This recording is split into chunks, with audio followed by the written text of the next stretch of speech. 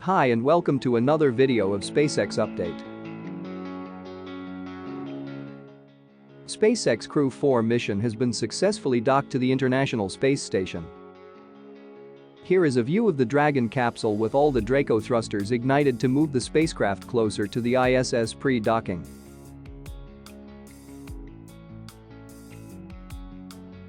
Crew Dragon Freedom carrying 4 astronauts arrived at the space station at around 8:15 p.m. This is NASA's 4th crew rotation mission in less than 2 years, with all the missions partnered with SpaceX as the launch provider. Moving on to Starbase, quite a lot of things have happened over the past 24 hours on the launch site. Workers are in full swing at Starbase with more upgrades to the whole system. A new pump and 4 new motors have been installed at the GSE tank farm. Starship Gazer provided a clear view of all these events. I highly recommend his channel for the high-quality live stream from Starbase.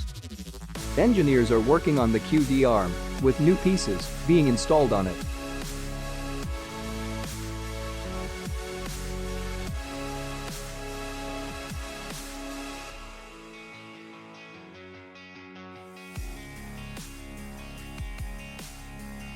In the coming weeks or months, we will see a whole new look at the production site.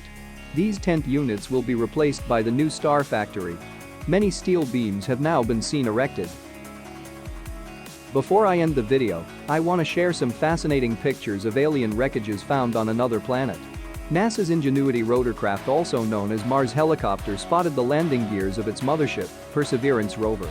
During its 26th flight on April 19, just a day after the completion of its anniversary on the Martian surface, Ingenuity took these photographs. The debris was identified to be the back shell and parachutes of the rover that enabled a safe landing on the Martian surface last year. That's it for now. If you like the content of this channel, please consider subscribing.